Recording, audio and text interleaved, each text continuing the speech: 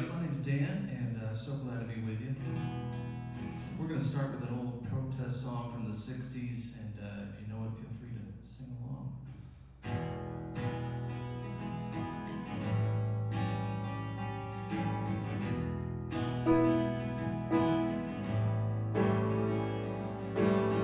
There's something happening here. What it is ain't exactly clear. There's a man with a gun over there telling me I've got to beware. I think it's time we stop. Hey, what's that sound? Everybody look what's going down.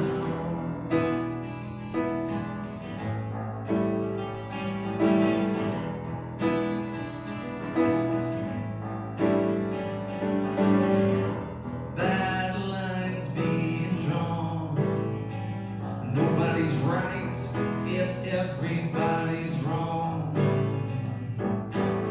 Young people speaking their minds, getting so much resistance from behind. I think it's time we stop. Children, what's that sound? Everybody look what's going down. Stop. Hey, what's that sound? Everybody look what's going down.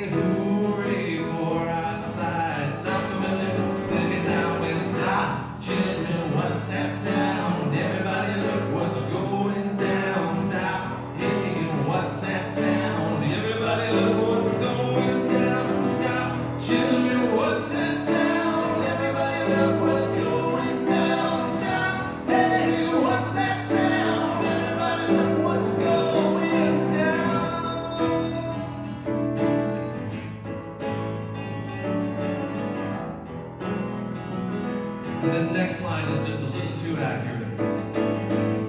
Paranoia strikes deep into your life, it will creep. It starts when you're always afraid. Step out of line, the man come and take you away. Think it's now we stop. Hey, what's that sound? Everybody look what's going down. Stop, children, what's that sound? Everybody look what's going down. Stop, hey, what's that sound? Everybody look what's going down. Stop, children, what's that sound? Everybody look what's going down. Stop, hey, what's that sound? Everybody look what's going down.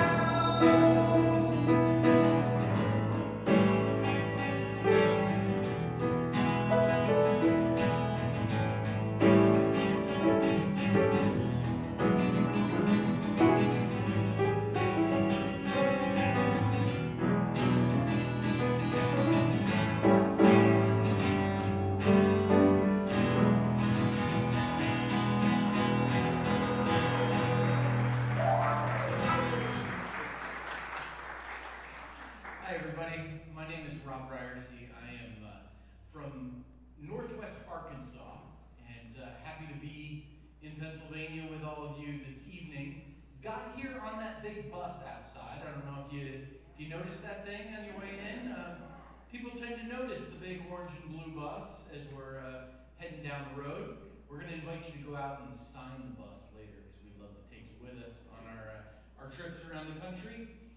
The other day we were sitting on the bus, and when you travel the country in a big bus that has been wrapped like that for people to notice, you talk about other buses that are out there, and did you see this? And we were talking about some buses that we happened to see when we were in Milwaukee at the Republican National Convention, and showing pictures, looking at the buses. It reminds me a little bit of that phenomenon, and maybe you've had this. Have you ever had the experience where you buy a new car and you think like, oh, I'm special, this is great, like this new car of mine, and then you drive home, and pretty much everywhere you drive, all you do is see that same car everywhere. Have you had this experience? You never noticed that car before, and now you're like, I'm not special anymore.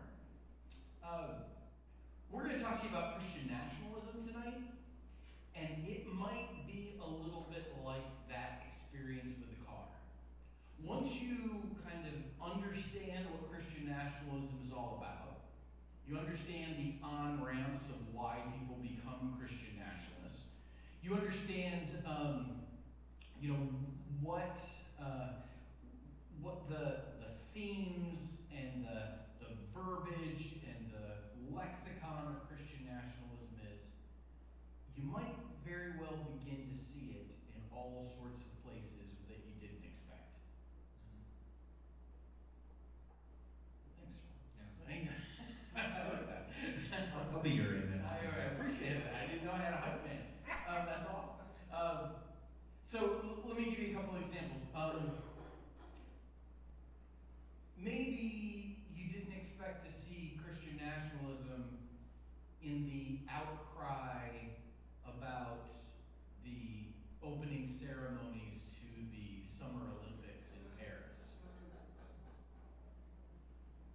But all of a sudden there was like this religious motivation for what countries ought to be doing or not doing.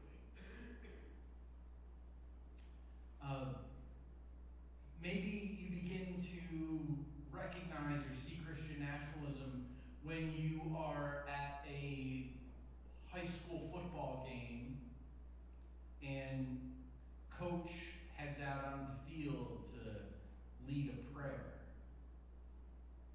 prayer that's offered often in Jesus' name.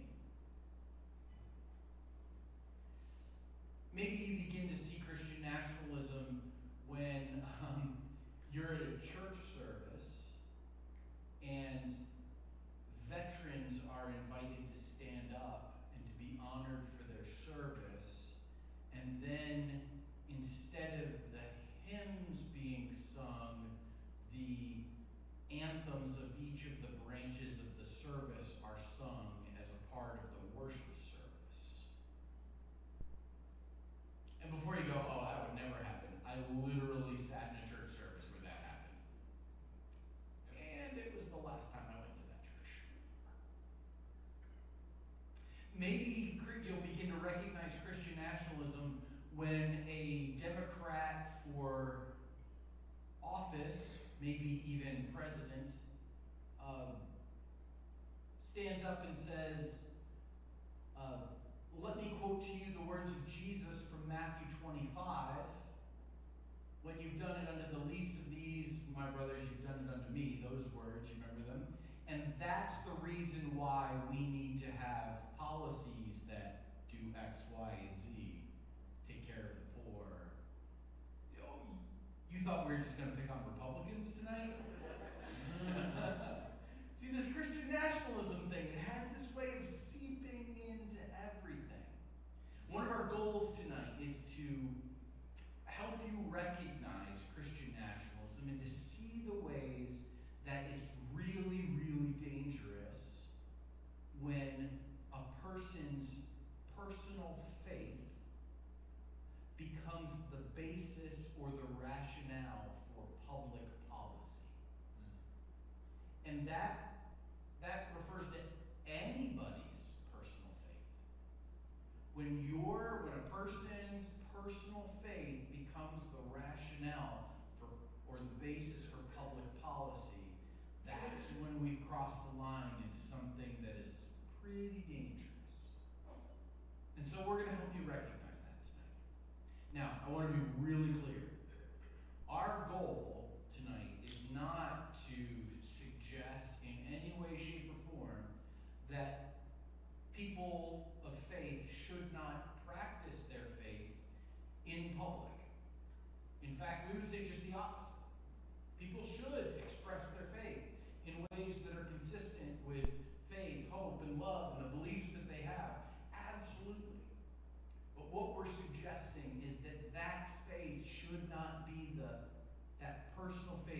not be the basis for public policy. Because when it happens that way, when that happens, things get a little dangerous, a little dicey. Let me give you one more example. I remember growing up, there was always, this kind of little trivia thing, or people would say like, "Hey, what's the longest word in the dictionary?" Do you remember this? I don't even know. Do we even have dictionaries anymore? Anybody remember like the longest word in the dictionary? Yeah, there we go. Everybody knows it. Anti-disestablishmentarianism. It's the longest word in the dictionary. I don't know if it is anymore or not. Anti-disestablishmentarianism. Do you know that that's Christian nationalism? Did you know this? So there was a movement in England. The Church of England is the established religion of the state, the country of England. And so it was the established religion. There was a group of people who wanted to disestablish the church from the state, and the backlash to the people who wanted to disestablish the church from the state were called anti-disestablishmentarianism, was that belief. Anti-disestablishmentarianism is Christian nationalism. See, once you begin to recognize it, you see it everywhere. Just like that new car. Just like that big orange bus out there. And does all this make sense? You with me? You tracking? So, get the real privilege of being able to welcome tonight the newest member of our merry band of common do-gooders who travel around the country. You've heard from him already, but now he's going to sing for you again. This is Joel Huber. Thank you. I just joined the tour a couple of hours ago. True story. I drove down from Syracuse, New York today, and it was the first time I think I've ever driven through Pennsylvania that it was not raining. So that was pretty cool. As you can tell, I was raised Pentecostal, if you couldn't tell by my little amen corner. I'm holding back right now because we're an Episcopal church. I'm trying to honor the house. Okay. Well, I'm going to invite you to get just a little bit Pentecostal. I wrote this song a few years ago, and I grew up reading the Bible. I grew up very, actually, what I would now call Christian nationalist. Mike Johnson doesn't surprise me. Marjorie Taylor Greene does not surprise me. I grew up like that. Those are my parents, my pastors.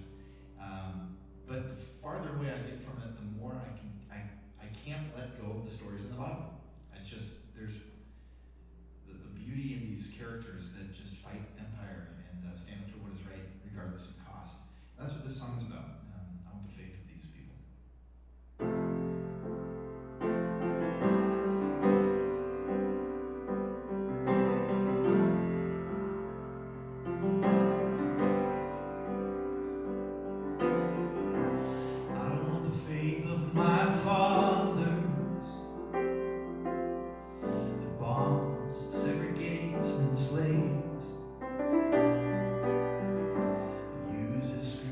As a weapon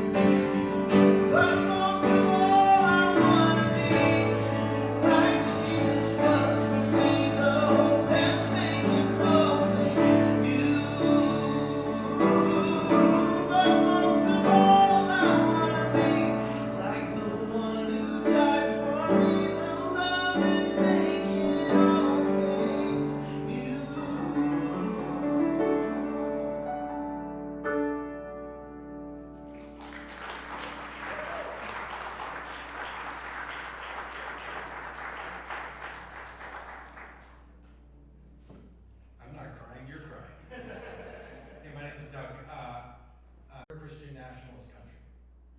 What is it? What are they up to? They're us, we're them. Some of us, they're in our families. It's true for me. My son's a Christian nationalist. Any of the rest of you have family members? We're not talking about others. We're talking about people we know and love, people right down the street, people that come over to our house, people that are the parents of my grandchildren. You know what I'm talking about. What is it that's attractive? We want to help you understand it. Now, a couple things about that. I have a number of friends that are Christian nationalists that help me think about this because we travel around the country and talk about Christian nationalism, right? And I'm a pastor. I've been a pastor my whole adult life, so I spend a lot of time in Christianity. Rob is a pastor. Dan's a former worship leader. Joel's a worship leader. We have women and men that travel with us and speak, and pastors and people involved in church. Like, we're really into Christian stuff. We drive around in a bus that says faith, hope, and love, supporting democracy for all and standing against Christian nationalism.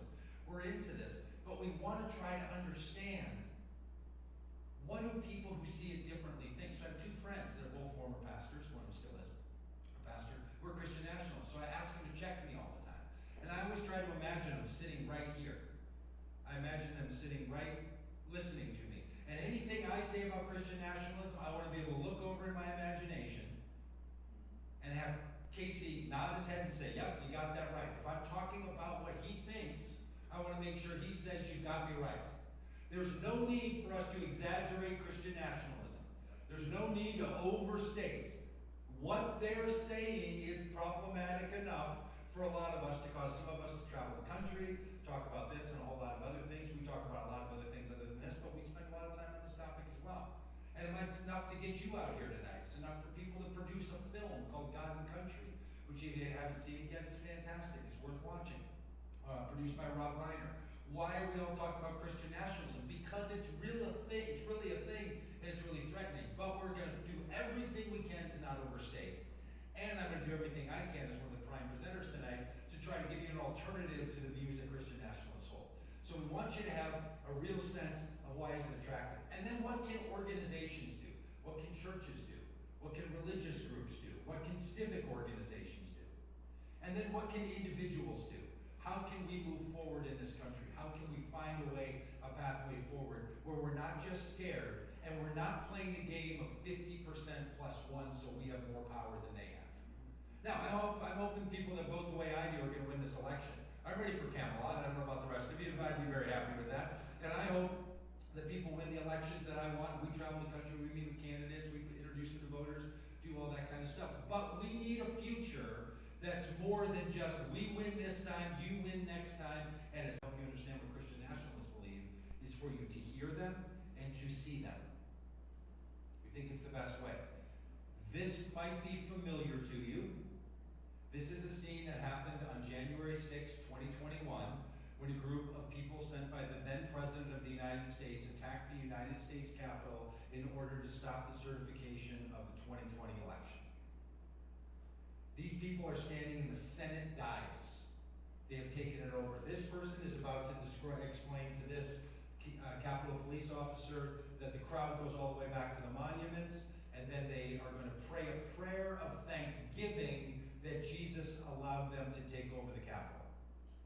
By the way, the actions on January 6th were funded in dollars and in imagination by Christian nationalists. The night before, on the 5th, and the day before that on the 4th, Christian groups had organized things called Jericho marches around the Capitol. To march around the Capitol, invoking the biblical narrative of walking around the walls of Jericho so that the power structures would come collapsing down. And then on that Wednesday, they sent them attacking the Capitol with signs, with banners, and with these prayers in their heart. If you've seen this already, you know it can be disturbing to hear. If you haven't heard it, I'll just tell you it's a little disturbing to hear what's going on here, especially if you come from a Christian background. These things seem familiar to you. So, from the United States Senate Capitol dais on January 6th. All the way back to the monument. Jesus Christ, we invoke your name. Amen. Let's all say a prayer. Let's say a prayer.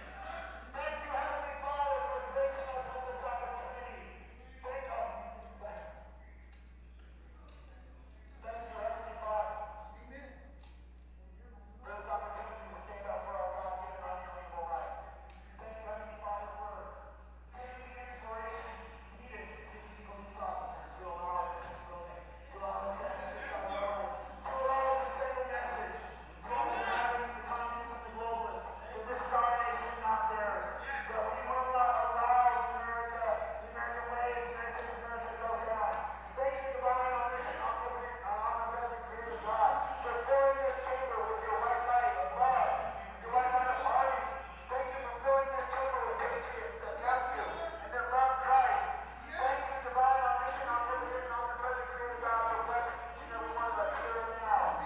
Thank you, divine, creator God, for surrounding us with your divine, omnipresent white light of love, protection, peace, and harmony. Thank you for allowing the United States of America to be reborn.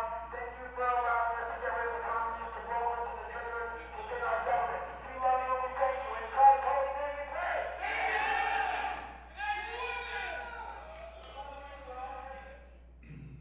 These Christian nationalists were not kidding around. That person's name is Jason Chansley. You might know him better known as the QAnon shaman. Went to prison for these activities, convicted of his crimes, the people standing with him as well.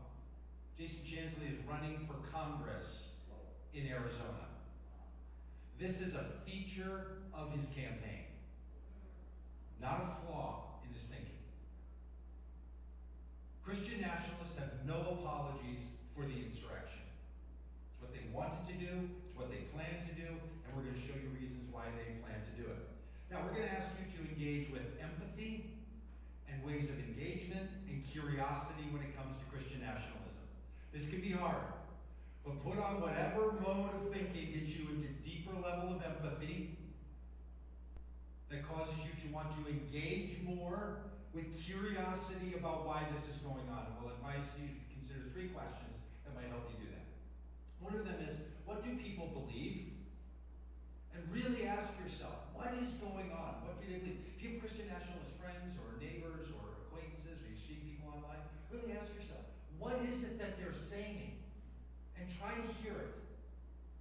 It's not catchy. You're not going to be allergic to it, but hear them what they're saying. Because the more you know, the better equipped you will be to help them when they recognize that they want to think differently. And the reason we travel the country is not to scare people. There's plenty of reason to be scared, plenty of places to get scared. It's to remind all of us that everybody's, I'm going to borrow a biblical metaphor here, it's an old preacher trick.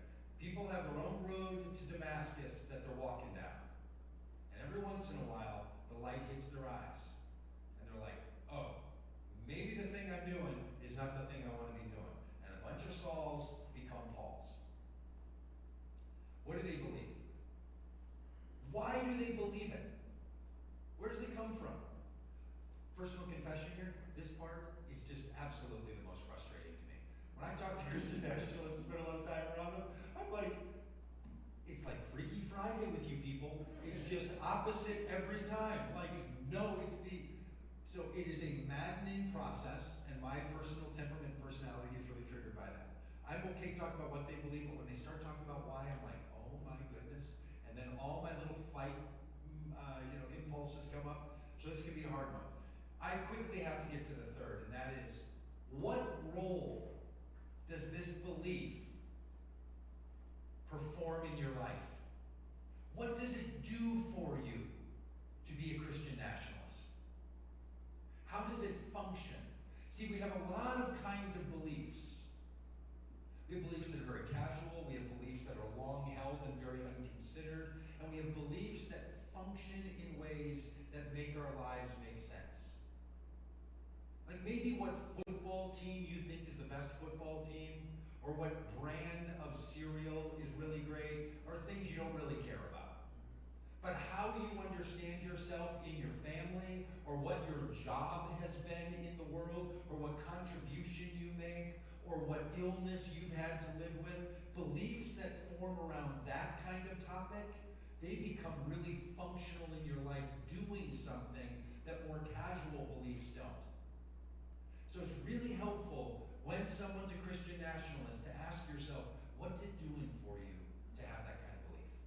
Because once you know that, then the great Fred Rogers thing can kick in. If you really knew a person's story, you couldn't help but love them with your whole heart, he used to say, right? So I like that kind of idea. That's some deep empathy. Yeah. And if we can get there, it may not change their minds. I'll tell you, as people that travel around the country doing the work we do, we don't try to change people's minds. We try to work with people whose minds are already changing, and they don't know what to do about it. And there's a lot of people who are becoming really uncomfortable with Christian nationalism. A lot of other people that are doubling and tripling down, but a lot of people that are feeling really shaky and they don't know who to trust anymore. Those are people we can all help. But the biggest reason to engage in empathy is it's a salve to your own heart. It really helps. I'm one of those people that has those spots on my face that are like pre-cancer. Anybody else get those things in your face? Your dermatologist is like, you don't have cancer, you have pre-cancer. I'm like, but am I a pre-cancer survivor then? I don't really know. But anyway, I had to have one frozen the other day by my eye, so if we talk later, you'll see it, and you'll act like you're not seeing it, but I know you're looking at it because it's giant. You know, shot it with like nitrogen, and now it bubbled up and got a big blister, and I got one on my arm, a big blister out here. Well, one of the things that you do is you put this aquifer on there. You know what aquifer is? That stuff you get, that's like Vaseline sort of. You put it on there because it softens it and it allows it to heal. Empathy functions like that. It might not change the other person's mind, but it might soften that blister. It feels like it's on your face. It starts to crack and hurt. So we hope you leave here tonight encouraged. You're going to get a little spooked, I promise you. You're going to get a little triggered by what you're going to hear people say, because it can feel a little nutty. But the goal is not to scare you. This goal is to encourage you to consider, what could this be? Rob made this point well, so I'll just reiterate it. Christian nationalism is not about people exercising their faith in public. Please do, all of us. In fact, let's not tell people to be quiet. Let's tell one another to speak up and tell everything we've got to say, right? We need more people speaking up, not more people being quiet. But what Christian nationalism is, it's about the government advocating for, deriving its authority as the government from, or granting privilege to the Christian faith. That's what Christian nationalism is. Not individuals or groups expressing themselves in public. It's when the government decides that it's going to be on the side of Christianity, or say that we gain our authority from Christianity, or it is our job to be sure that Christians are advocated for. Now, in other nations, religious nationalism happens under other religions. There's a Hindu national movement. There's Buddhist national movements. There's Jewish national movements. So religious nationalism is a thing. Some nations like it, prefer it, and make it part of their religious and political code. In the United States, we decided to have a non-establishment clause in the very First Amendment. Government shall establish no religion. Not everybody agreed with it when it was written, and not everybody agrees with it now, and that's at the root and the core of it. Now, there's another side to Christian nationalism, that if we're just talking to pastors, it would be, when does the nation come into your Christianity? We're not going to spend as much time talking about that particular issue. What's its effect on Christianity, other than to say it's really bad? Christianity makes a very bad political movement. It's not made for it. But religion, when it becomes part part of what gives the government its power, or the government exists to give a religion its power, that's where it has a particular problem. And you might think people are not explicitly asking for it. Well, that's what we're here to show you, how they are and why they are. So, this question of what do we do with faith and politics is deeply embedded in the American experience. Depending on when you say America started, you can answer the question, did America start as a Christian nation in two different ways? If you started with the Puritans coming to this land in order to create Christian enclaves, I don't know, in like a state, could you imagine a state that may have existed so that religious people could have religious protection from other people, and you had to have a religious requirement for people to function in that state or in particular areas of the state? Could you conjure that up in your mind, people in Hershey, Pennsylvania? Because if not, you could visit us when we were over in Nazareth, Pennsylvania yesterday, or in Bethlehem, Pennsylvania, literally named for Nazareth and Bethlehem, and the Moravians had Moravian laws about who could be a person that could own property in those areas. If you start there, you could say we started as a Christian nation. But if you start when we had a declaration of independence from a Christian nationalist England, then this country said no to that past and yes to a future without it. So if you're going to engage in the conversation with friends, which you will, it'll come up in the presentation, did we start as a Christian nation? One of the things you have to ask them is, when are you saying we started? Nothing more American than having this conversation. It's in the First Amendment. It existed before. It existed in the 1950s. It existed in the 1860s. It's going to exist in the 2090s. So in other words, nothing weird is happening. This is as American as it gets. We're having to have the same conversations over and over. And some of us like to tell a story that says, they decided it, I believe it, that settles it. Unfortunately, our democracy doesn't work like that.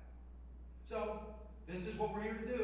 We're here to be Americans, asking the very good question, what do we do about faith in our American experience?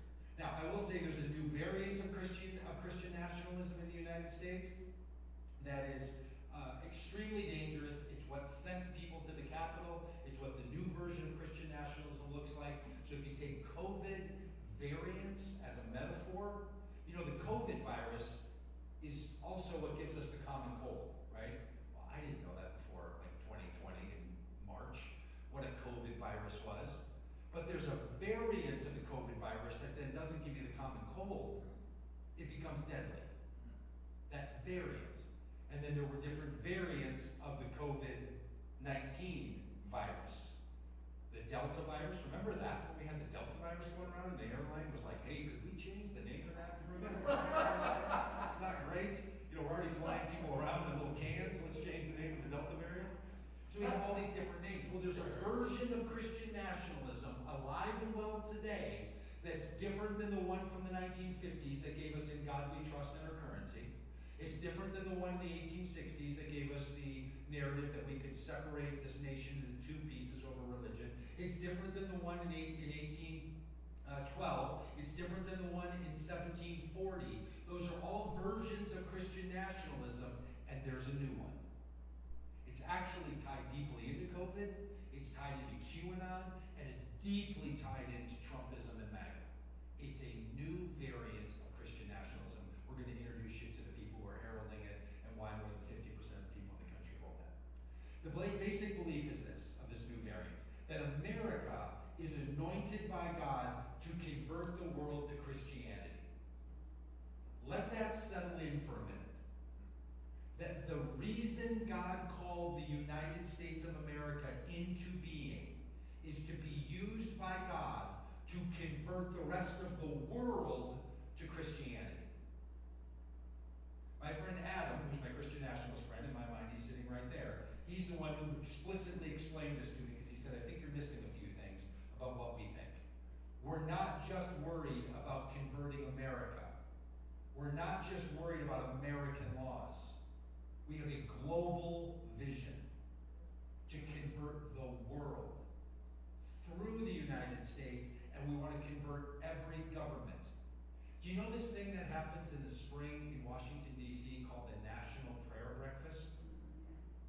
It was started by Christian nationalists with this view in the 1950s. It's been around for a while. The reason they call people from around the world together, government leaders, to come and pray in Washington, D.C., is to raise up leaders in every nation to convert every nation to Christianity. That's what they're up to. Don't underestimate them, that they're simply doing what Benjamin or what Thomas Jefferson wrote to the churches in Virginia to say we should have a separation, a wall of sorts between church and state. That's not their concern. You'll hear Lauren Boebert saying, I'm sick and tired of the separation of church and state. It's got nothing to do with anything. It's not even in the Constitution. It was in a stinking letter, and I don't care. That's not our vision. Our vision is world conversion to a certain kind of Christianity. That's what they're up to. So when we start arguing about, Thomas Jefferson would have said, they're like, yep, okay, onward and upward, and they want to take over the world. And this idea is that they will use by force, if necessary, to seek to accelerate Jesus' return to earth. So not only is it converting the whole world, it actually has an entire end times kind of narrative to it. So that's what they're up to. So if you wonder, why would someone be attracted? It takes a person's life and gives it global meaning inside the vision of God that will have eternal consequences. That's what they think they're up to.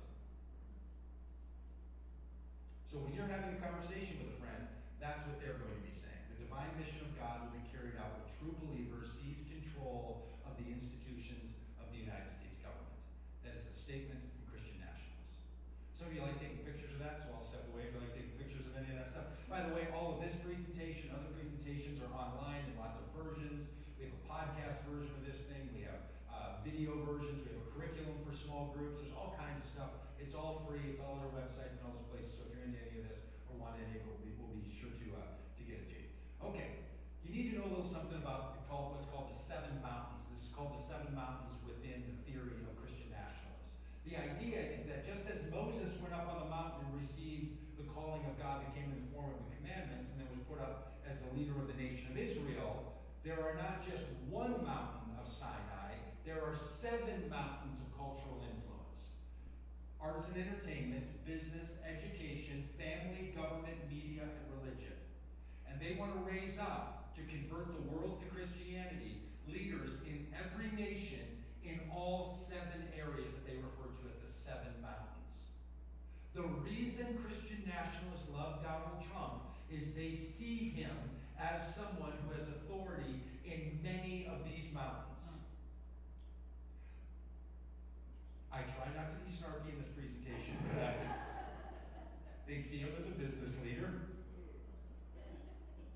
They see him as arts and entertainment. He ran a college. He's a great family man. He's led the government. He's in media, and he's a new convert to Christianity. In other words, he's God's man for the job. Okay? This is how it works. This is what they're talking about.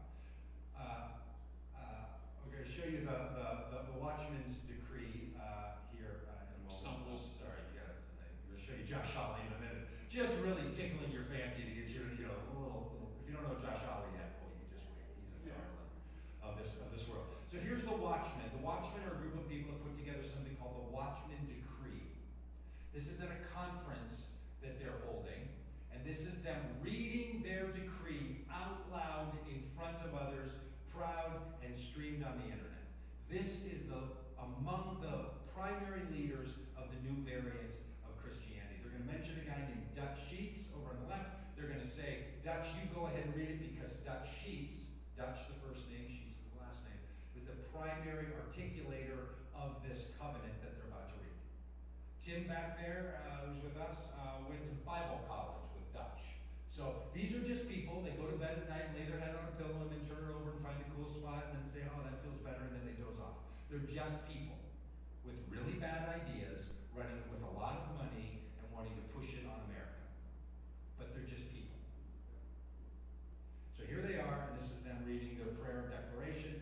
want to scan the code, you can download it yourself and read it later for just some fun nighttime reading. It takes about 3.5 minutes, so buckle up.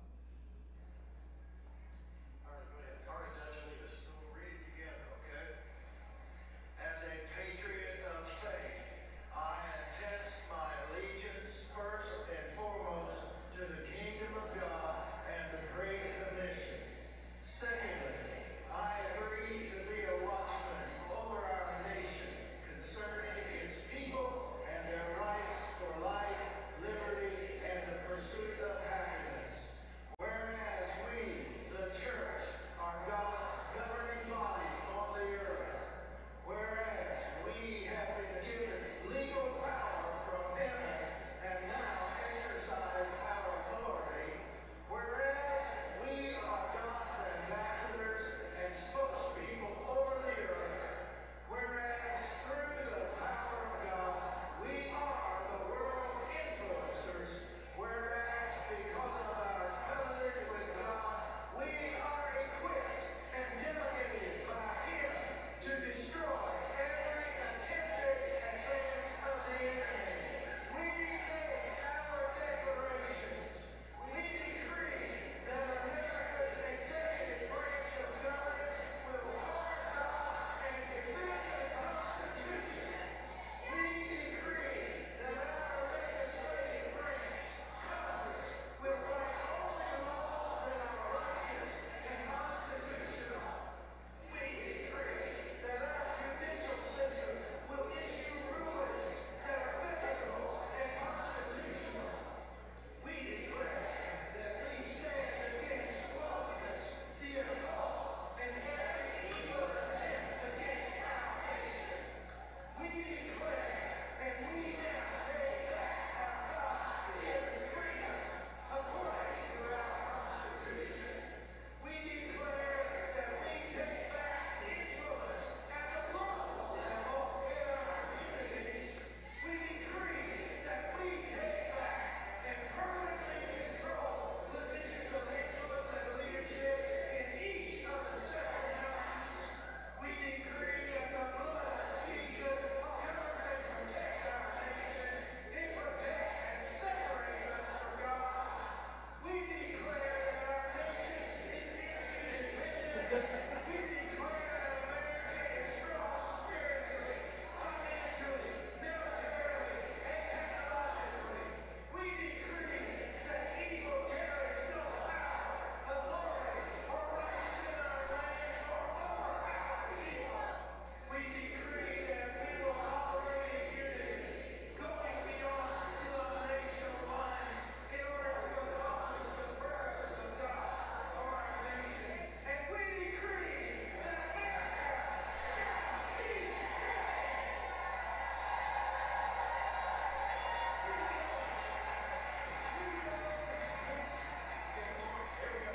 Now you might hear yourself saying, energy independence?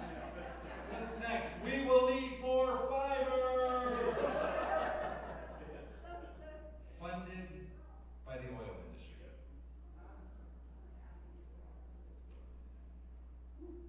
They're not kidding around. Now, I know a lot of these guys. They're pretty incapable of pulling this off, but the imagination, the reason they will take over your school boards, the reason they will take over your county commissions, the reason they will stand and cheer for certain political candidates is because they believe this is their narrative. That's what they're up to. They are God's authority on earth to lead the world. So when they say, are we Christian nationalists? You better believe we are, because that's what we mean. This person here is a senator from Missouri named Josh Hawley. If you don't know Josh Hawley yet, the people who want Christian nationalists to be in charge, the people who run the National Prayer Breakfast, all of those folks are behind Josh Hawley becoming the President of the United States in the next 15 years. This guy is set up as the most important person to lead Christian nationalism from the bumbling nonsense of J.D. Vance and Donald Trump to something more sophisticated. He gave a speech, which you'll see there about national conservatism. This is only 23 seconds of what he says watch if you want. I don't mean to be rude, but I can't listen to Josh Hawley talk for very long. But this is Josh Hawley talking about Christian nationalism. Some will say now that I am calling America a Christian nation. And so I am.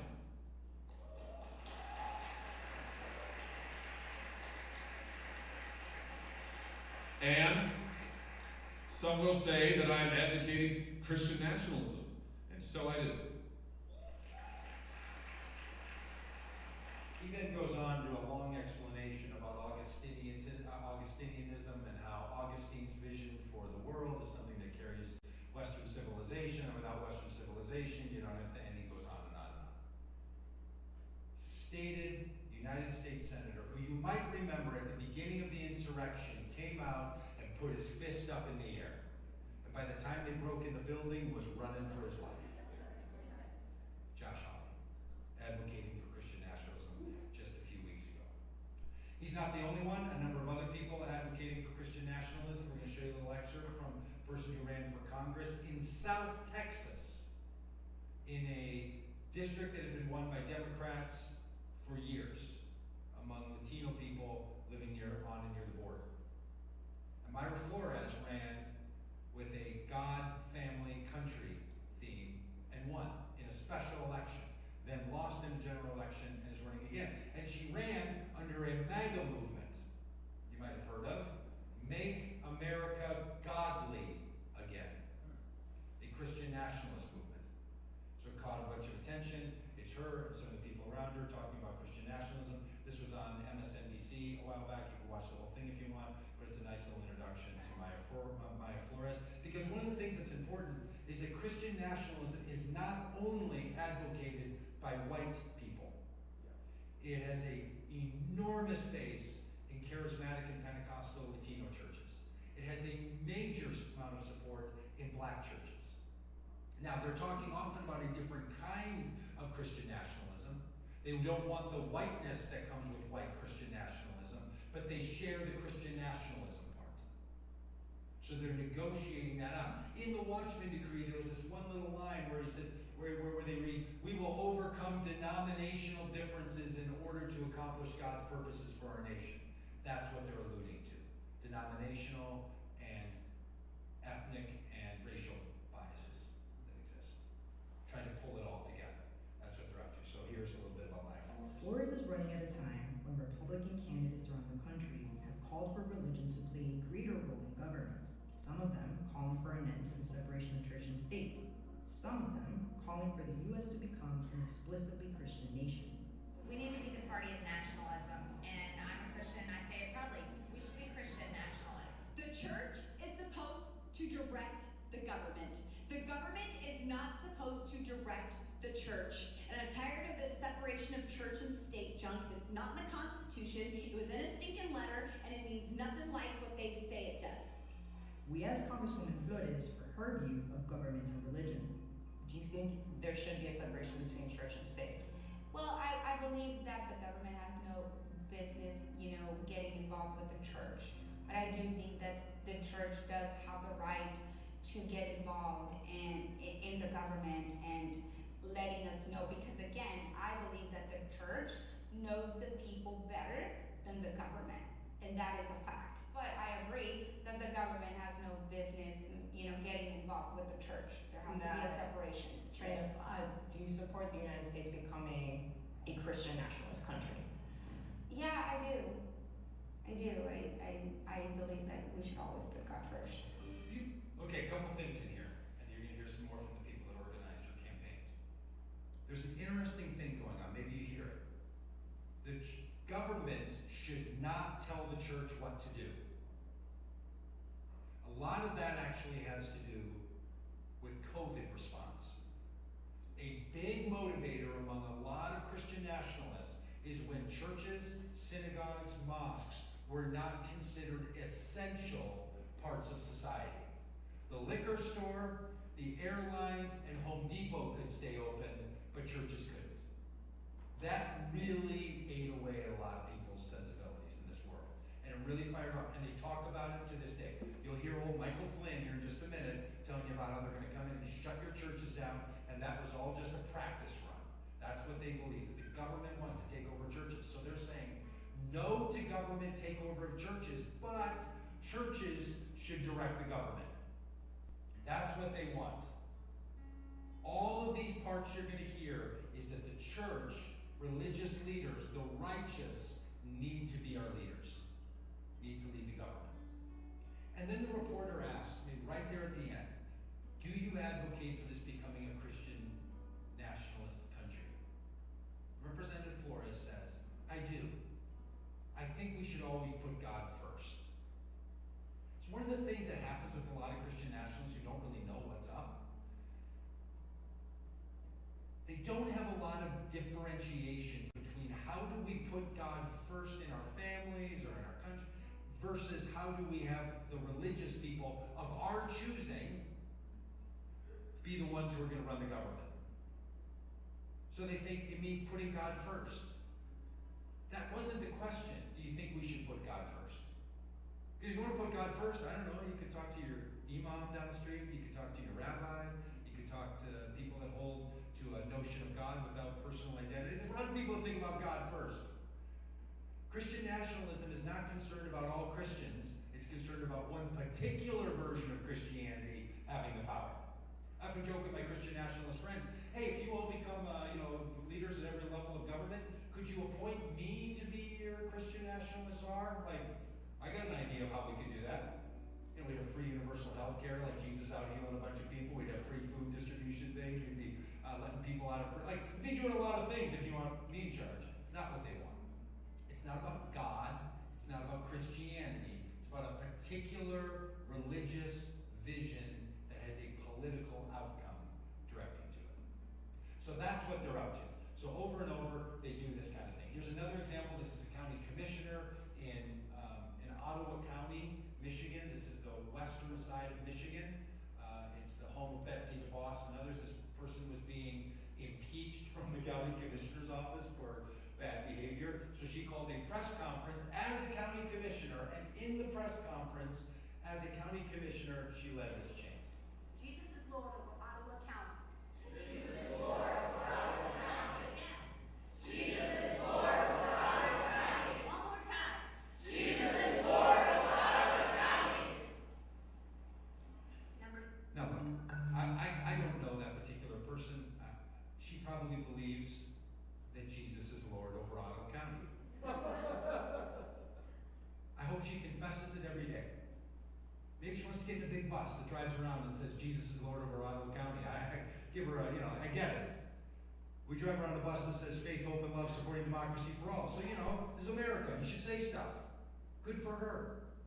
But not as a county commissioner at a county commissioner's job review before the press as a county commissioner. That's not your job as a county commissioner. One of the things we haven't been very good at in our country is helping all of us figure out which of our identities is going first in public life. We could get better at this, helping each other figure this out. How to speak up and how to do this work. This person you're going to meet is the one who put together Myra Flores' campaign effort. He's going to talk about why they do what they do, and you're going to hear him talk about the use of Christian nationalism as a political movement, because without a political movement in the Latino churches, there's no way conservatism is going to have a future and win in America, because it's about political wins. He's at least willing to say it. Can you tell me a little bit more about Bienvenidos Faith Assembly team? How do you all organize? In 2019, we realized that to better engage and mobilize Latino voters and to expose the message of conservative policy, the best way to do it was through the churches, because 8 out of 10 times, if a Latino is being outreached through the church, more than likely believe in some of the conservative platforms, so it's much easier for them to get out and vote Republican. The Congresswoman started and ended her campaign in the church. How effective was that? The most effective. Yeah. Myra Flores was able to bring that message to South Texas and say, listen, no more church lockdowns, no more harassment and attacks on the church. Get out and vote for someone that will protect religious liberty. And that's why over, I think, 75, a coalition of over plus 75 churches came together and said, we are supporting Meyer Forest through our congregation, letting them know who is running for office. Is that a new strategy? I mean, is it a new strategy to sort of deploy churches and pastors? The Democrat Party has been doing that with black churches for years and years and years, and it took outside organizations like being able to come in and tell churches, hey, it is your right to be involved. And so Republicans don't start strategizing with Latino pastors and churches like the Democrats have done for years with the black church. There will be no victory for conservative candidates across the country. God, family, country. Why do you think those three words resonated so much? It is, with Latino specific. It is the heartbeat of the Latino community. You can't have moral values without having faith. Faith in something. Faith in having the understanding that God is, your rights come from God and God only, right? So tying those things into That's a dangerous thing to say, that your rights come from God and God only. What do you mean by that? Absolutely not. Are you kidding me? Well, I would rather say that my rights come from God than rights come from government. Government can take away my rights. I mean, in the Constitution, we have unalienable rights that come from our Creator. Being that we have the opportunity of life, liberty, and the pursuit of happiness, that only comes from you understanding that there is a moral conscience, right? For Latinos, that means believing that our rights come from our God-given rights, come from God and not government. And I think that Congresswoman Meyer Forest was able to make that a political campaign. And I talked to the Congresswoman. She even said that she would support the United States becoming a Christian nationalist country. Yeah. Those are her words. Mm-hmm. Do you support something like that? 100%. 100%. See, they're not holding back. 100%. It's a political movement. We want to see it happen. God, family, country. That's what it's all about. That's how they're going to win. And it works. People vote for them. It actually works and helps people feel like it's pretty powerful. Christian nationalism, as black and white as we can say it, is a political movement. When we only approach it as a religious movement, or its religious failings, or that it's not part of the full American history, we miss it because it's not the point. The point is that it will be a political movement.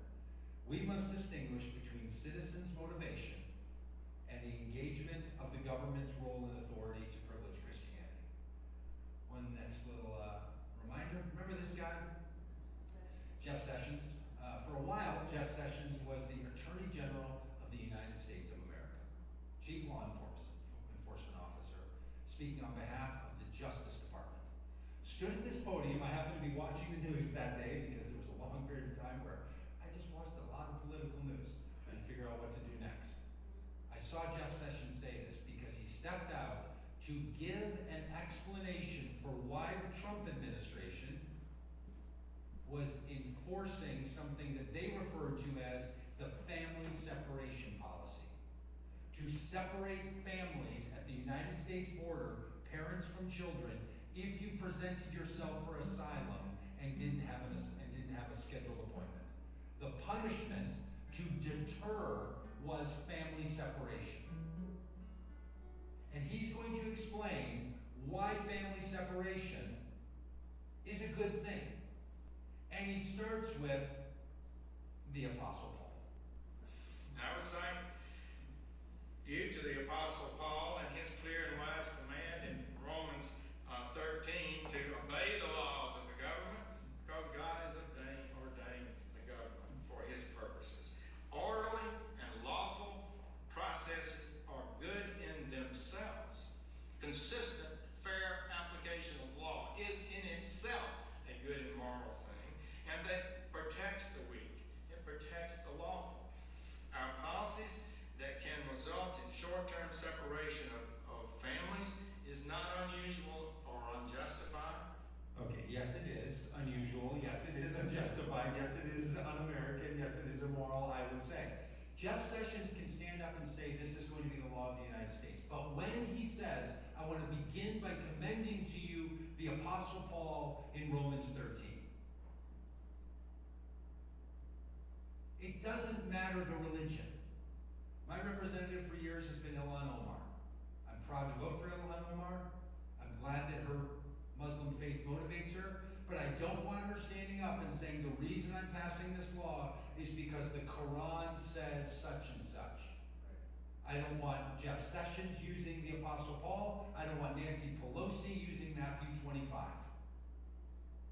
We have to find a way to have our laws that are not rooted. Now, Jeff Sessions might be motivated to become the Attorney General because he believes what the Apostle Paul said, and he believes that laws are good in and of themselves. Great motivation. Terrible rationale for passing any law. Good law, bad idea. This is the struggle that we're in. We're not good at figuring out as a nation, what do we do with our personal and collective motivations versus the authority that we give and derive from our government. This is our struggle. So here's the good news. We're in this struggle with our Christian nationalist neighbors and fellow Americans. We're in it together. They're making bold arguments about how they think that struggle should be dealt with. We all also need to make bold statements about how that struggle can be dealt with. We're in the same struggle with two different outcomes. So that's what we're up to. We're going to pivot here in a minute. Dan's going to be our musical transition because too much talking can just be too much talking. And Dan's got a great personal story that I think connects to a lot of people about how these kinds of movements happen and what's happening in the country. And then we're going to talk about what can we do. This is what Christian nationalists hold to. This is how it plays out. This is what they mean. This is what they're up to. They have people at all kinds of level in the government doing it, from the Justice Department to Senate to Congress to county commissioners' offices, political movements.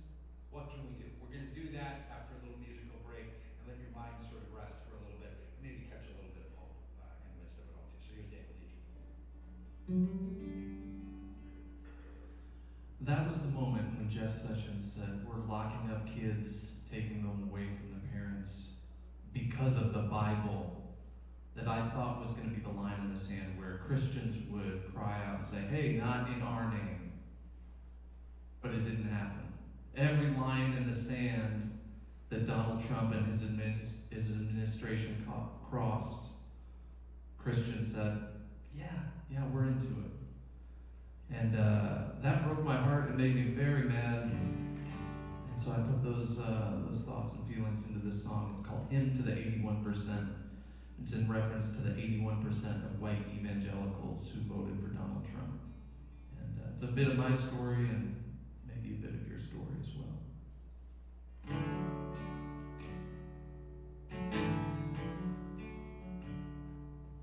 I grew up in your churches, Sunday morning and evening service. I knelt in tears at the foot of the rugged cross. You taught me every life is sacred, feed the hungry and clothe the naked. I learned from you the highest law is love.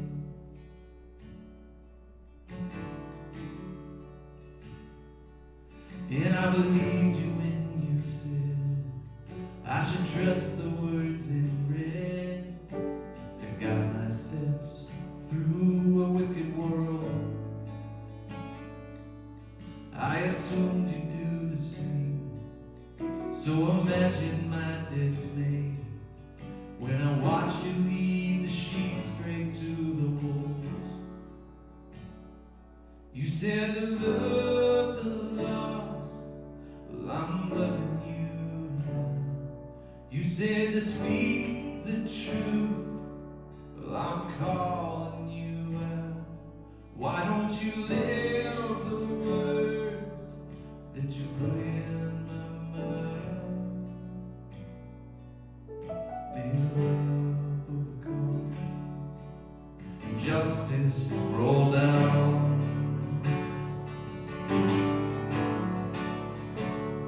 Oh, they started putting kids in cages, ripping mothers from their babies. And I look to you to speak on their behalf. Oh, but all I heard was silence. Or worse, you justified it, singing, we'll raise the flag. See, your fear turned to hatred, but you baptized it with land.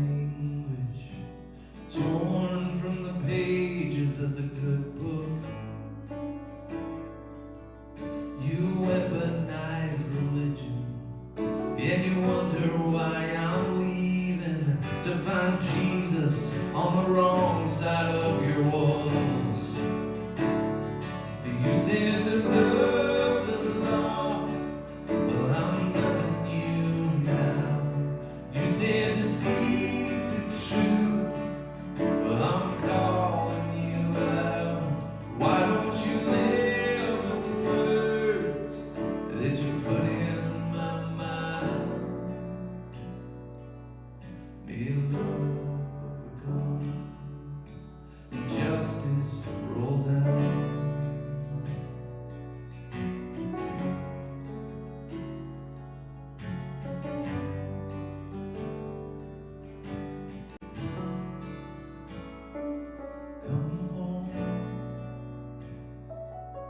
Come home,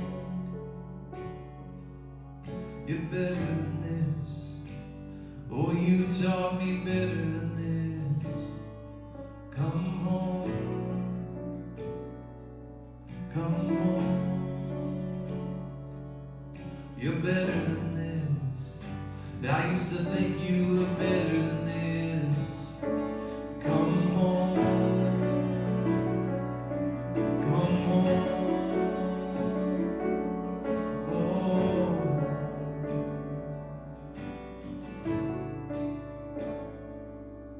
Maybe I was too naive, or I just didn't want to see that there's always been a little poison in the well. Our churches sit on stolen land, a nation built by stolen hands, and we use the Bible to justify it all. Yeah, from slavery and segregation to mass deportation. This is who we are, but not who we have to be. There's a lot of work to do to pull up the evil by the roots, but repentance has to come before there's peace. You said to love the lost, I'm trying to love you now. You said to speak the truth, that's why I'm calling you out. Why don't you live the words that you put in my mouth?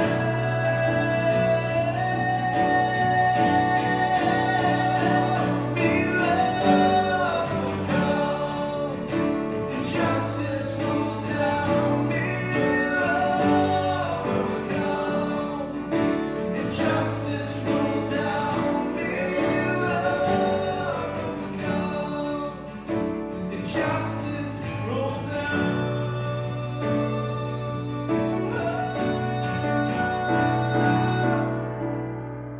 May love overcome and justice roll down.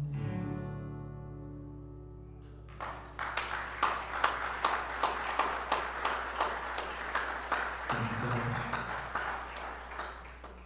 Give you about a minute and a half, 2 minutes to turn and talk to somebody around you. Some people are sort of full up. Maybe you can go to the bathroom, whatever you need to do. It's going to give you a minute. It's been taken in a lot, so talk to each other for a minute.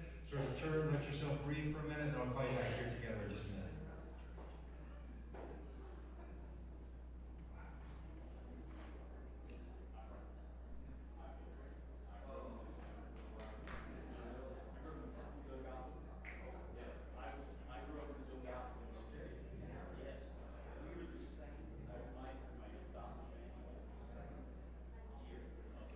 If you're grabbing treats, feel free. I think they can bring treats in. Is that right? They can bring treats in this room? Absolutely. This is. You don't even have to consider them communion. Just grab a treat.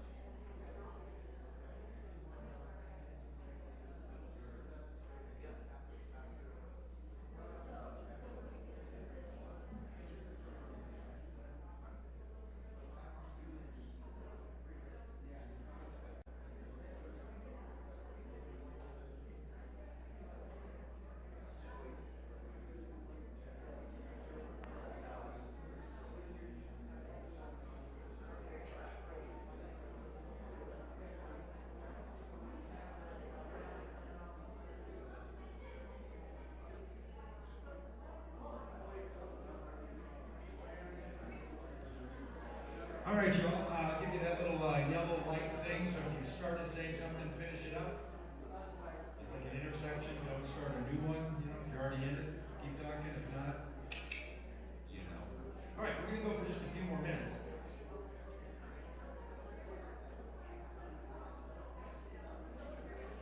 It violates every sensibility I have to make a room full of people stop talking to each other and listen to me, but I'm gonna do it anyway, so sorry.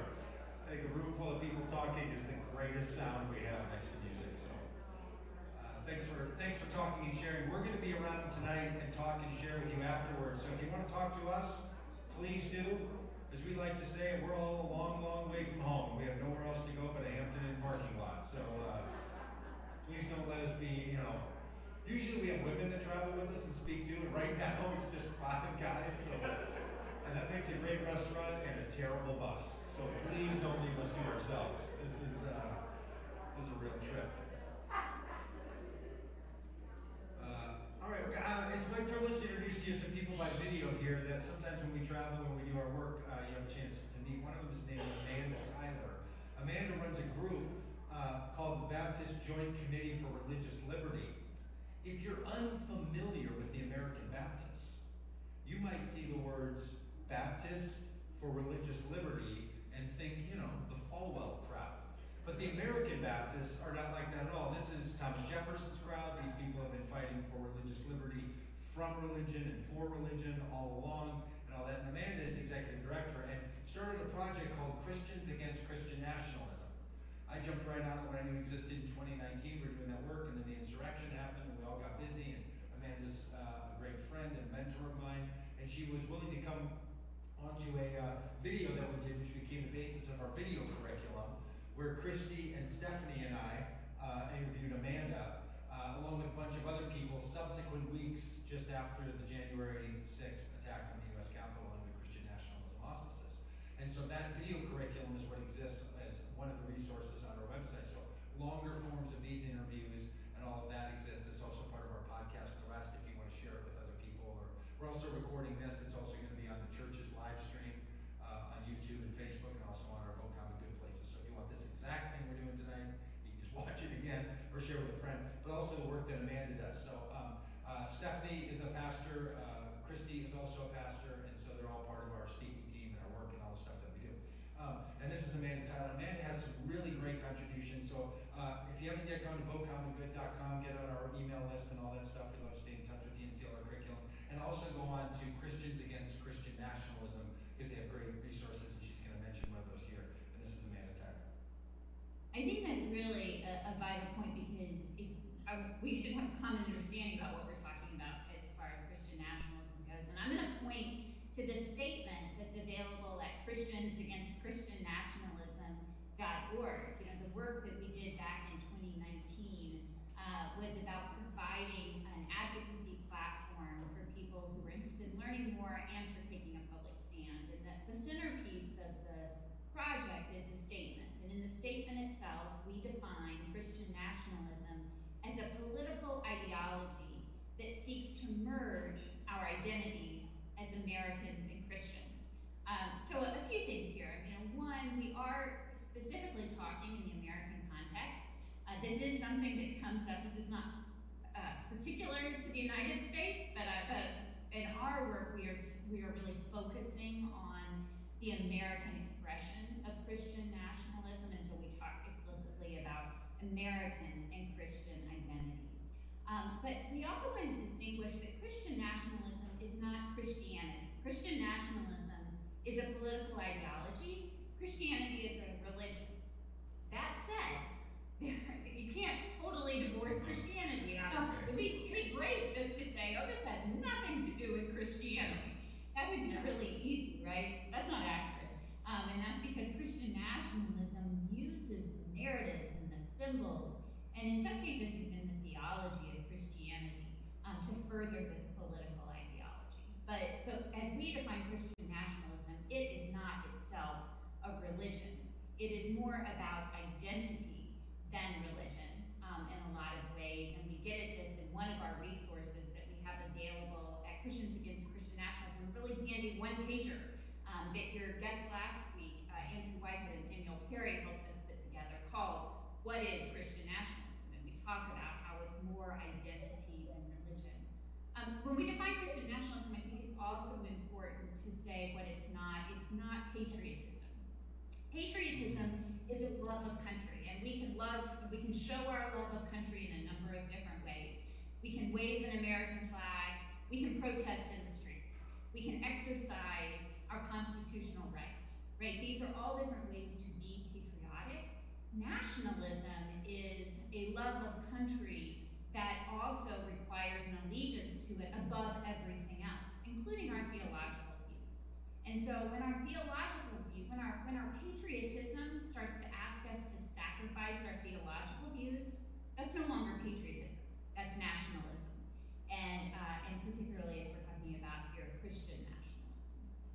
Yeah, so really great. I just couldn't commend to you more, Amanda Tyler, and the work that she's doing and what they do. In this second part, we're going to try to now have you hear from people who talk about and understand what Christian nationalism is. Because one of the great requirements of empathy is that you feel that you have confidence of understanding. So I want you to know there's people like Amanda and Stephanie and Christy and our organization and others where people know and there are resources for you. And you're part of a community. You're part of a grand voice of people that know and understand some things. And you don't have to remember everything. You have some friends who know what's going on. Amanda would be glad for you to reach out. We would want you to feel like you're part of a group of people who are knowing and understanding what's going on. That's one of the great points of what individuals can do. We're also going to introduce you to the people who wrote this book. Amanda referred to them, Sam Perry and Andrew Whitehead. They wrote a book called Taking America Back for God, Christian Nationalism in the United States. They're sociologists who are describing it, and frankly, describing it as a problem. Taking America Back for God is not a how-to plan. It's a book about the problem with Christian nationalism, right? But you might not know that if you're just browsing through, Amazon or something. Well, one of the things that they've done, and you're going to hear Andrew talk about this briefly, is there are some of the people that take the Pew surveys plus other surveys to find out where Americans are on issues of Christian nationalism. So they have this set of questions that they ask, and depending on where someone answers a particular question, as if they mostly agree, partially agree, totally disagree, that kind of thing on a scale, right, a 1 to 5 response, then they get a point value, and the point value then puts them on a spectrum of against Christian nationalism, for Christian nationalism, or somewhere in between.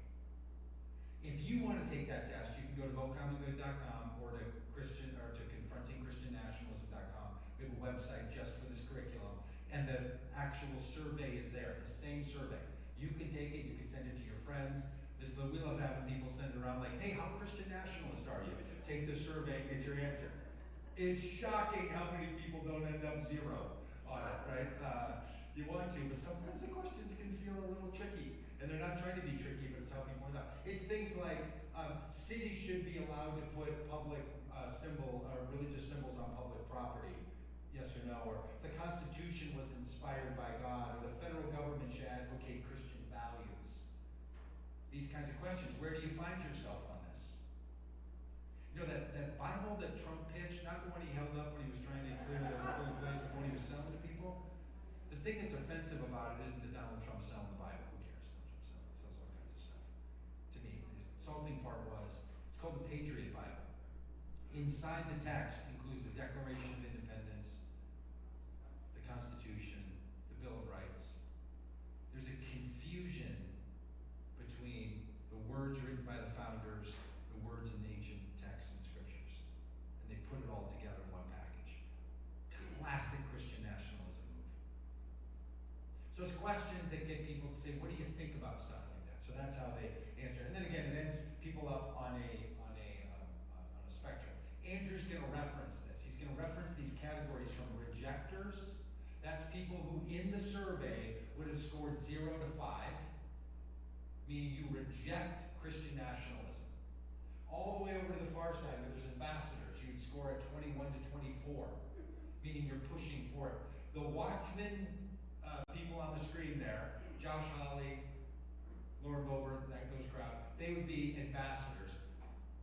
Most of you, because you're here, probably indicated you'd be down in the 0 to 4 or 5 number. But most people are somewhere in here. 50% or more of the population scores a 12 or higher at their accommodations. So they're gonna talk about that, just like you to see it, because it comes pretty fast.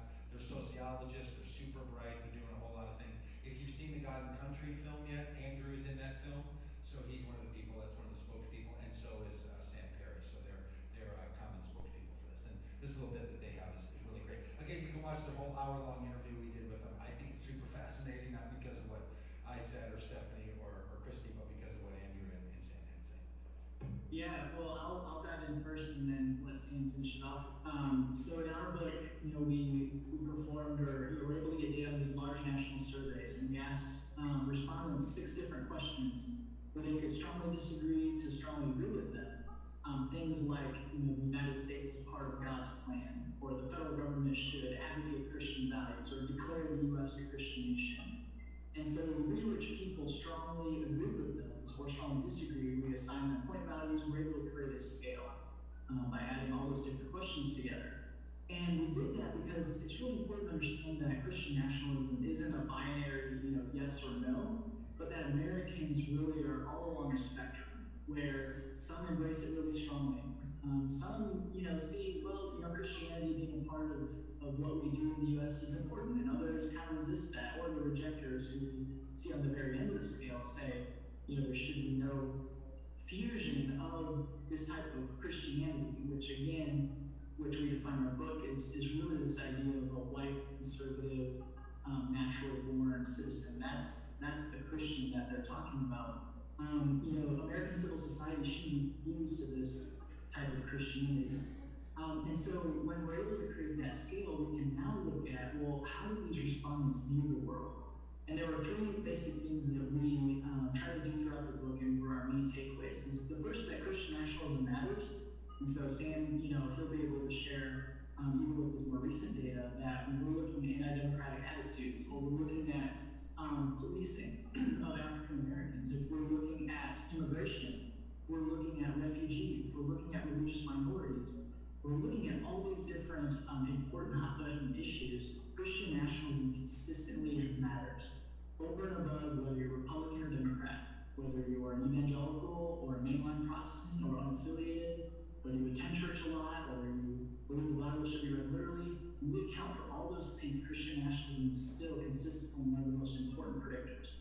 So what that tells us is that this is a key lens through which Americans view their social worlds. Whether they embrace it or reject it, it is doing work in how people are interacting with their world. The second thing we find is that Christian nationalism is not only really important, but it's an actual thing. And I just use kind of this, non-sociological language here, because it isn't just racism, it isn't just conservative politics, it isn't just authoritarianism, but that it is something different. It's its own thing, and so we're studying that. And then our final kind of main finding is that Christian nationalism does not necessarily equal being religious or being evangelical or being a faithful Christian. Because we find that those that reject Christian nationalism but maybe attend an evangelical Protestant church, they look completely different from fellow evangelicals who might embrace Christian nationalism really strongly. And so this is something that cuts across religious traditions. So if you're a white Catholic or a white mainline Protestant who embraces Christian nationalism, the likelihood that you really support the insurrectionists is equally high to white evangelicals, what we're finding. And so this is something that really operates across religious traditions. And so those are some of the key kind of points we make in the book. But Sam's been collecting some amazing data lately. And so, Sam, I'll let you share just a little bit of that. Yeah, just to finish off the discussion of the book, though, I think the way the book progresses is we describe how really Christian nationalism worships at the holy trinity of power, boundaries, and order. It values 3 things primarily: power, and making sure that our group stays empowered, is able to maintain that power. We demonstrate that in the book through its Christian nationalist support of Donald Trump and his policies and his brand of politics. And we've been able to demonstrate that in subsequent studies as well. That Christian nationalism, especially white Christian nationalism, is very concerned with maintaining proper boundaries between us and them.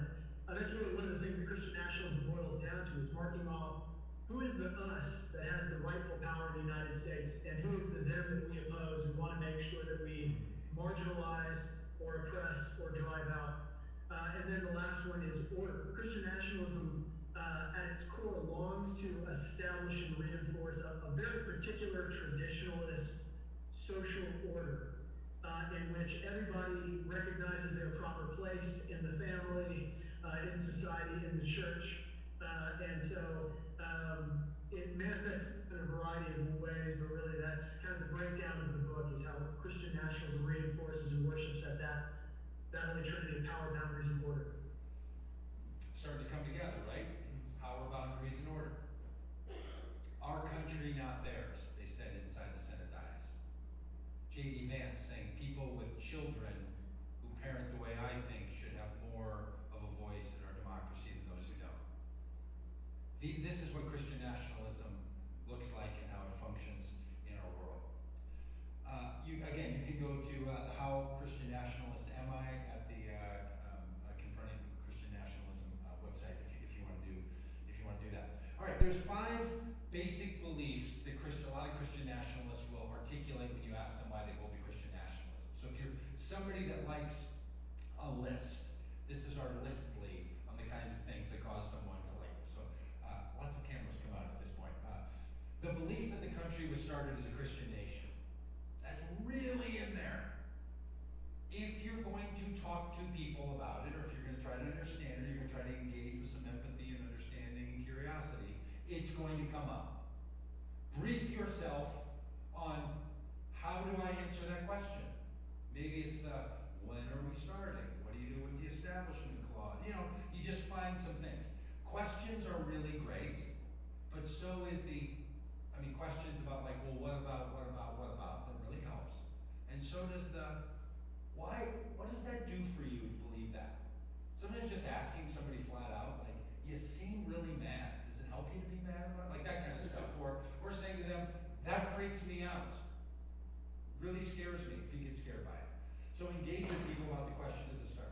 Number 2, is there unbelievable confusion between the word church and the people? Pastors know this pretty well.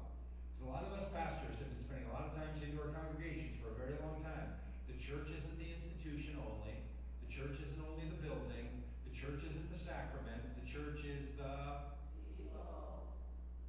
We the people, in order to form a more perfect union. When do the people form the more perfect union as the government? And when is the church the people? And what if it's the same people? And what do? This confusion happens all the time. Should we be a Christian nationalist country, the Congresswoman has asked? Yes, I think we should always put God first. The government shouldn't tell the church what to do. The people of the church should tell the government what to do. These people should tell those people, and what if we're the same peoples? Okay, so it's a thing. This is where I would suggest saying to them, we have a common struggle in the United States. We don't know what to do with the church and the people, and where's the steeple and where are the people, and that whole deal. And to share the struggle with the Christian nationalists. You're in the project with them of what do we mean by being an American. Can really help when you feel like you're on the same side. You might disagree on where you're going. Like you and your life partner deciding where you're going to go on vacation. You're going somewhere, you're just not sure if you're going this way or that way. But at least you're in the project together. It's really different than, I'm pretty sure you want to hurt me. We've traveled much of the country. I mean, we stood down at Eagle Pass, Texas, Dan and I, in just a fleet of passion when we found out that a bunch of Christian truckers were going to go down to Eagle Pass, Texas in January. Remember hearing about that with a thing called God's Army? They were going to drive a bunch of trucks down there and put a militia on the border. Well, Dan lives in Michigan, I live in Minneapolis. We have a bus out there that we just got, and we're like, oh, they're going to load up a bunch of diesel vehicles and drive down to Texas? So are we. So we went down there and started engaging with all these people, and we're engaging with them at every possible place and cross point. And the level of confusion about who they are and what they're up to and whose country it is amazing. The third is this view of seeing the United States as the new Israel. Going to be theological for a minute, and if you're not into that, go ahead and step out, mentally for a minute. But here's the thing. A lot of times Christians have had to try to figure out Jewish part of our sacred text. The First Testament, the Old Testament, the Jewish scripture. What do we do with all that stuff about Israel? Well, some Christian theologies have said the church is the new Israel. That which was promised to the nation of Israel in the First Testament, Jewish text, Old Testament, is what we say to the church. Some people say it's what it says to me. These people say it's what is said to the nation of Israel is said to the United States. 2 Chronicles. If my people who are called by my name will humble themselves and will pray, I will heal their land. Spoken to the nation of Israel. Does that apply to the church, or does it apply to the United States of America? When countries or states or counties call for a day of prayer and use 2 Chronicles, they're applying it to the United States.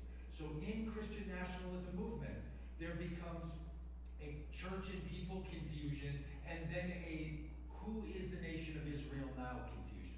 What you often see with Christian nationalists is an overuse of ancient Jewish texts and ideas and metaphors.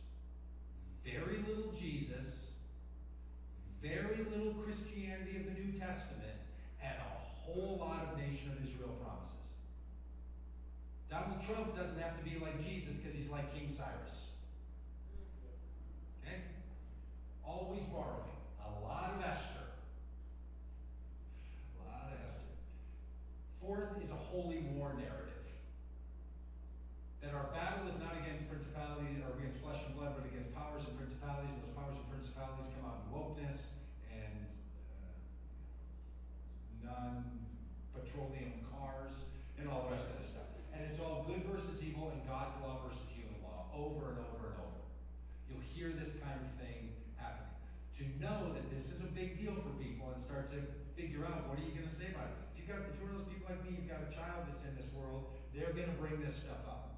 And then the role of the United States as God's primary plan in the seven mountains to evangelize the world. All right, one last illustration for you out of all this. Here's Michael Flynn. You might know Michael Flynn is the person who was convicted of crimes against the United States of America by the Justice Department, then run by the Trump administration, and sent to prison, and then pardoned by that very president.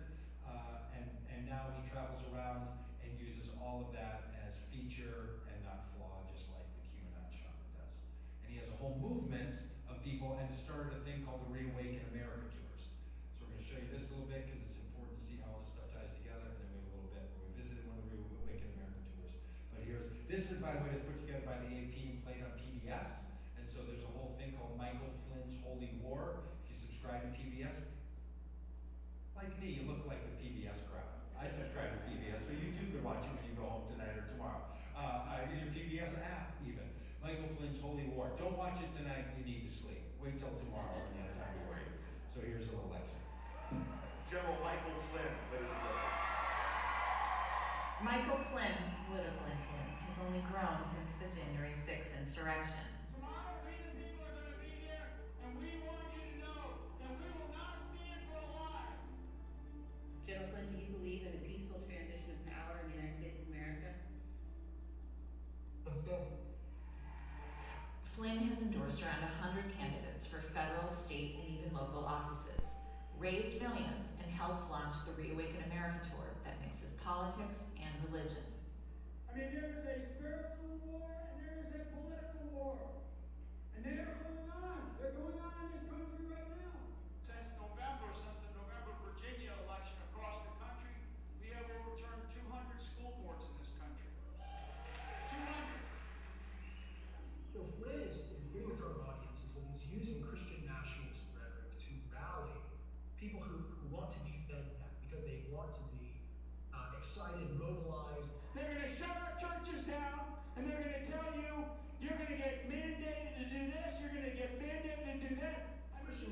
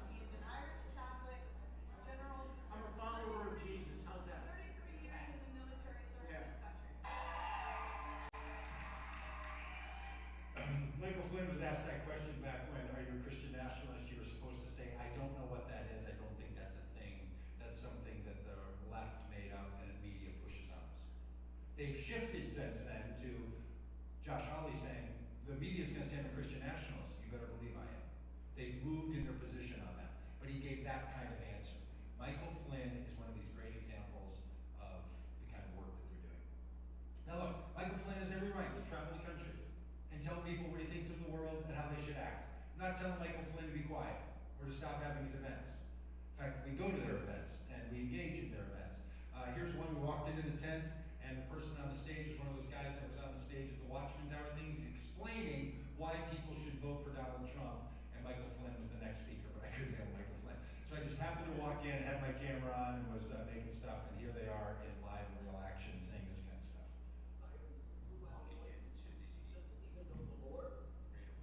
It's all for Christians. If you ever talk to Christians during the election cycle, here's what they care about. Is he a Christian? Is he a Christian? They want to know if their candidate's a Christian. Is he a Christian? Let me tell you, one of the worst presidents we ever had was Jimmy Carter, and he was a Christian. But the question you should ask him isn't, is he a Christian? You should ask, is he anointed and chosen by God for the job?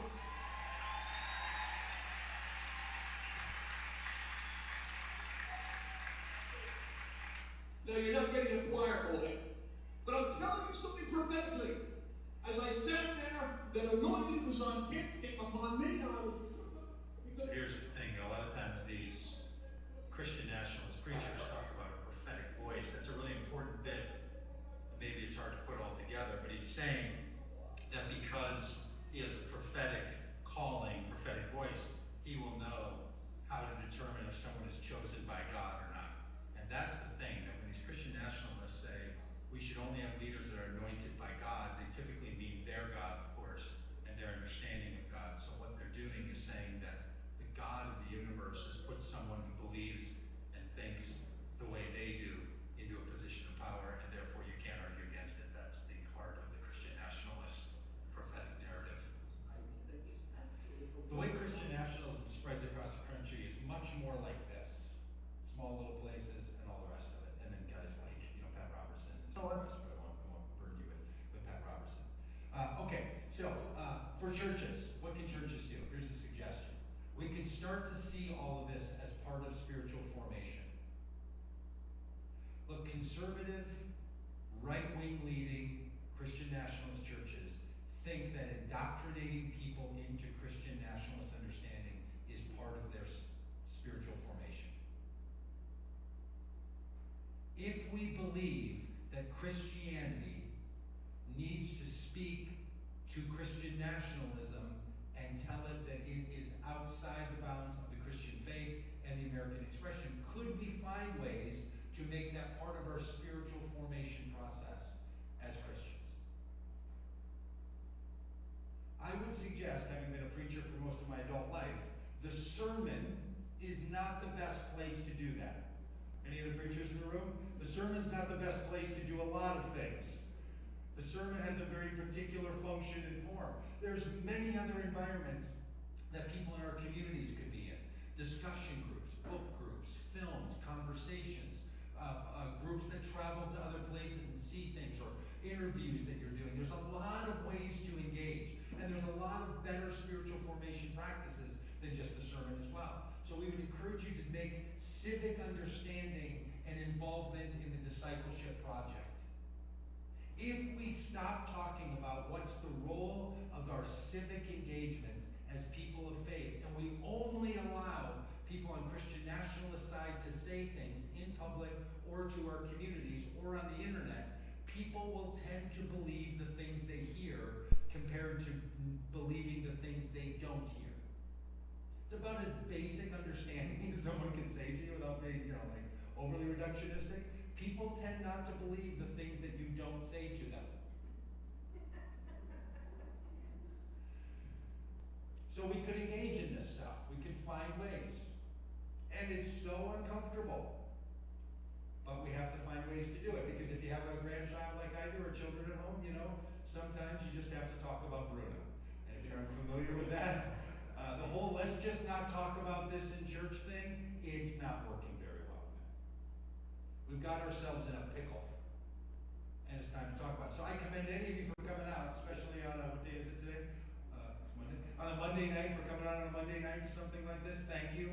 Thanks for sharing it. Thanks for being concerned about it. I know you may have been brought here by fear, not opportunity, but whatever it is, we're glad that you're here.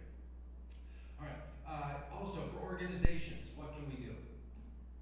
Civic organizations, community organizations. Our democracy has to be about all of us, I would suggest. Not just some of us.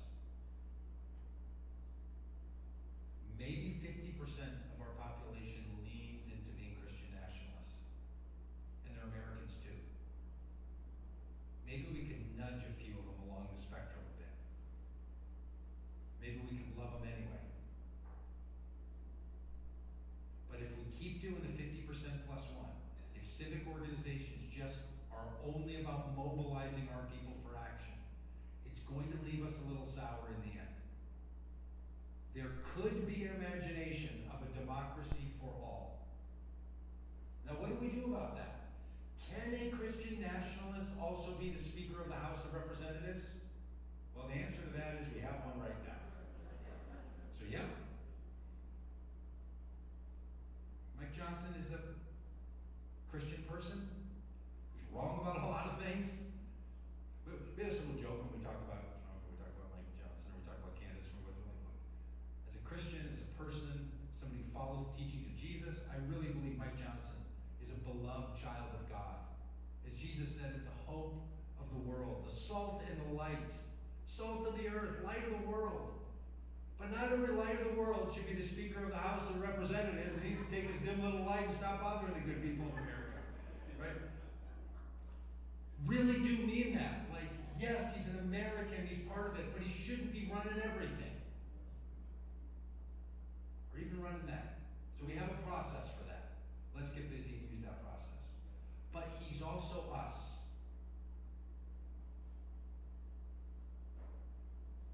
Loving our fellow neighbor, friend, enemy, whatever, that's what we're up to.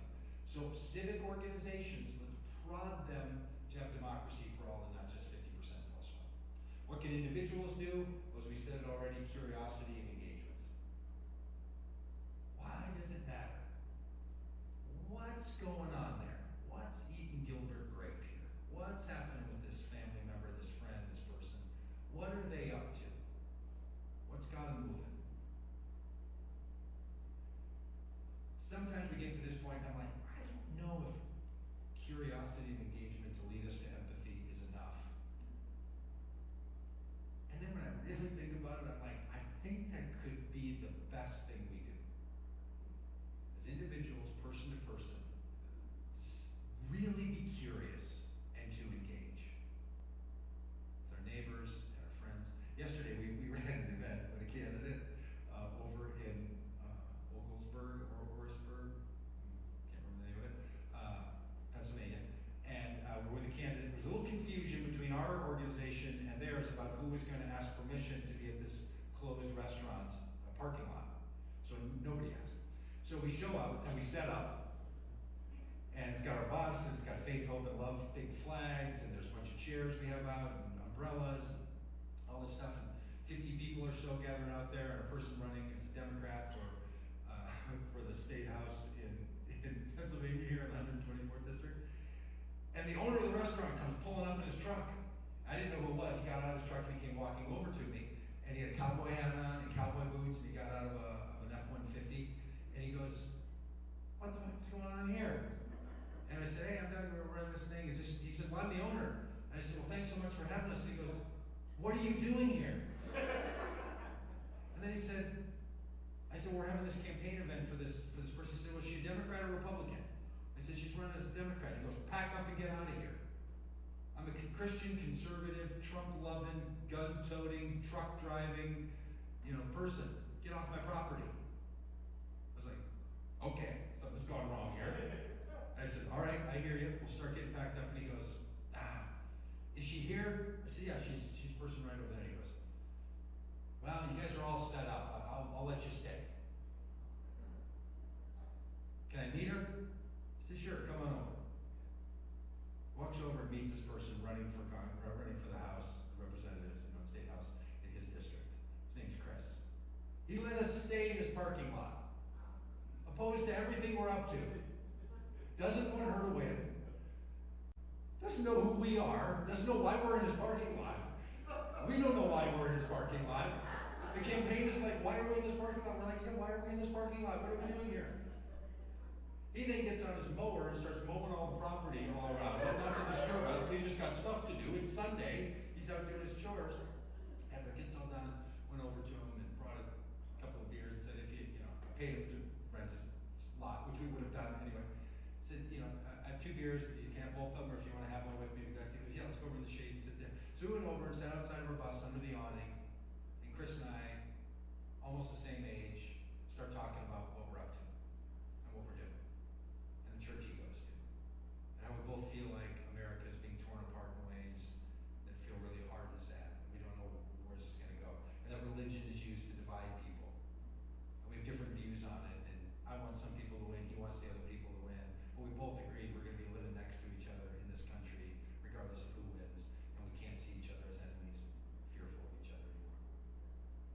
Chris was so kind to us. And I kept asking myself, if I owned a piece of property and a bunch of Trump people pulled up to run a Christian nationalist effort, and I kind of wondered who loved their enemy yesterday. By the end, I think we both did. I think we actually kind of became friends and said, this is great. And I said, you know, my wife and I think about buying property, you know, like this, because she's a yoga instructor and want to have like a place where there's music and food and kind of a bar and a yoga studio. And he's like, you should buy my place, because he's moving to South Carolina. Like today he's moving to South Carolina. He had a whole trailer loaded up. He's like, I'm getting out of Pennsylvania. I can't stand the politics here. I'm going to South Carolina. He said, you should buy my place. It was for sale. That's why it's closed, because we're moving to South Carolina. And it was just slightly refreshing. Started out with pack up and get out of here, to you should buy this place. My place should become yours for a price. Huh? Maybe work can be okay. And these people shouldn't be in representative form of democracy and shouldn't be elected to office. So whatever you do to do something like that. All right, any comments, any questions, any thoughts about any of this that somebody wants to say, and then we'll let you get out of here. We want to be done by 9 and it's 8:58, so we're going to nail it. Yes? Your last story, I'm Rebecca Myers, and I'm an Episcopal priest, but I'm a chaplain to a fire company in a rural part of Pennsylvania, Newport. And I think about that all the time because I think a lot of the firefighters are very conservative. There's plenty of Trump flags flying, but I think if my house caught on fire, they would never say, are you so, they would never ask, they would be right there. So it's kind of like, it's that tug and pull of knowing that they would be there at the same time is like, geez, there's so many I can change your mind. Yeah. Kind of makes you rethink the Good Samaritan story, doesn't it? Anybody else with a last comment? Yeah, please. I want to say this was an excellent presentation. It's very well put together, very educational. I could go on and on. I'll give you an A+. Thank you. Thank you. Appreciate it.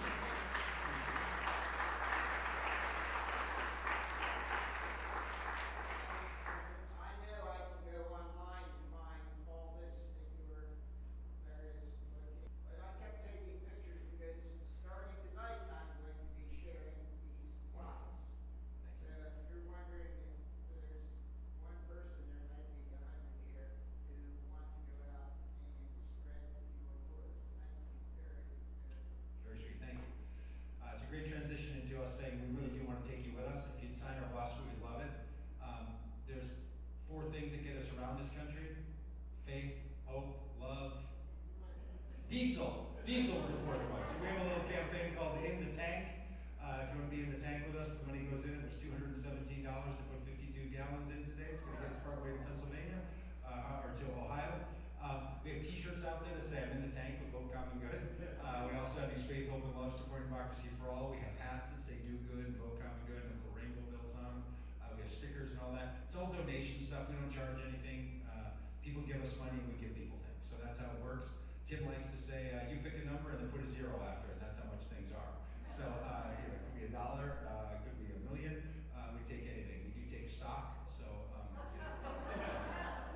people often ask if we take Bitcoin. We say just bring the marijuana straight to the table. That's just a Bitcoin joke. We don't actually take Bitcoin or marijuana. But if you wanted any of that stuff back there, we'd love to have you take it with us, and we'd love to have you sign the bus and take a picture in front of it.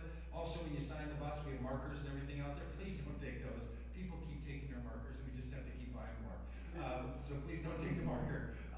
But sign the bus, you can write a salutation, or even write a sign for someone else if they would like to sign the bus if they were here and they're not, and then take a picture and send it to them. And it's super encouraging for us when we're getting on the bus and remembering the people and the places and feeling like we're moving this big community. We're going to be back here in Pennsylvania, in this part of Pennsylvania, throughout the fall. We're going to spend most of our time in Pennsylvania, Michigan, Wisconsin, a little bit in Arizona and California.